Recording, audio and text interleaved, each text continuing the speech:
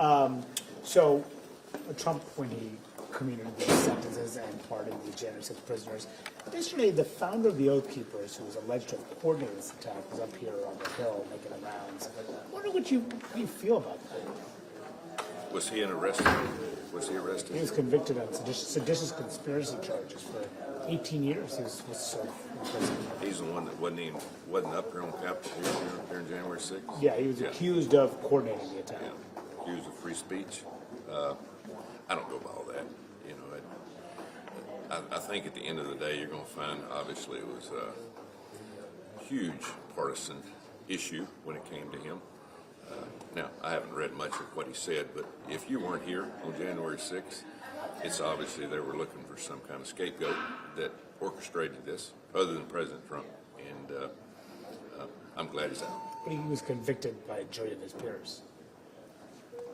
Well, look at all the other pardons President Biden gave in the last couple of months that were convicted by their peers. Sure, I mean, but two wrongs, do they make a right? No, it doesn't. But President Trump, as he said, he's looked at and had people look at all these situations, and he's not going to put Americans in harm's way. It's not going to happen.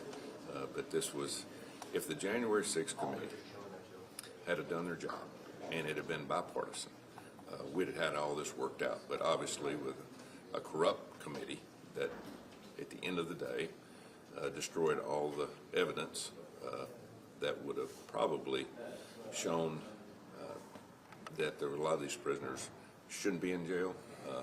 But again, it was something that was built on the hate of President Trump.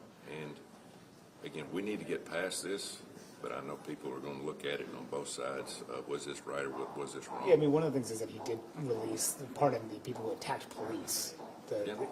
How do you have any concerns about that? You know, I keep hearing about people saying that there were 7 or 8 people that attacked police. I haven't seen that video. I'd like for him to show it to me. I mean, the videos of the police battling for hours with these guys, getting crushed by doors. And yeah, was that FBI that were brought in? Yeah, it's police, U.S. Capitol Police. But I'm talking about FBI that was dressed in MAGA outfits. It's been proven and admitted by the FBI director that there were, mid-20s of FBI that were in the crowd dressed in MAGA outfits.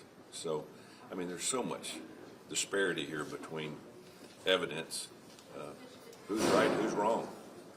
You know, it was a tough day. That was my first day here. But you don't think there were police who were injured that day? Oh, there was police injured on both sides.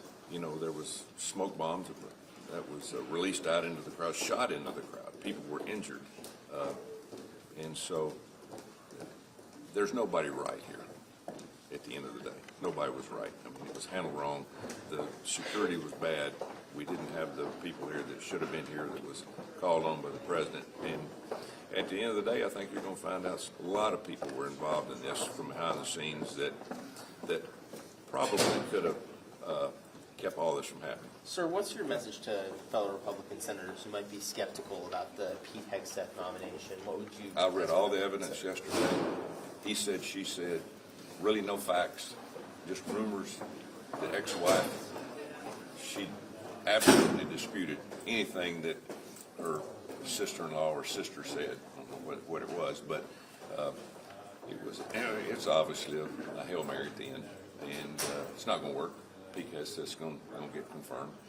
You can throw out a lot of accusations, but again, they've had since November the 5th to come up with something, and there's really nothing there. Thank you. If he says he's not going to drink on the job, Hegseth says he wouldn't drink on the job. If he drinks on the job, would you change your view of it? Drinks on the job? Yeah, he said he's not going to drink alcohol. He doesn't need to drink on the job. I mean, I guess he said he wouldn't drink at all. He said he wouldn't drink at all. I'm fine with that. I'm fine with it. But it hadn't been proven that he was drinking while he was Fox for 10 years, maybe at a party or something like that. You name me, you probably can't name a handful of your friends that hasn't drank at a party or whatever. I mean, he's being accused of excessive drinking, not just drinking. Well, I agree with that. And well, at the end of the day, what's excessive drinking for anybody? To me, one or two is way too much for me. So let's just look at the qualifications and the things that should be looked at here. And again, if he can't do the job, he'll be gone anyway. And that's President Trump proving that. All right, Thanks for your time, appreciate it. What do you think of Belichick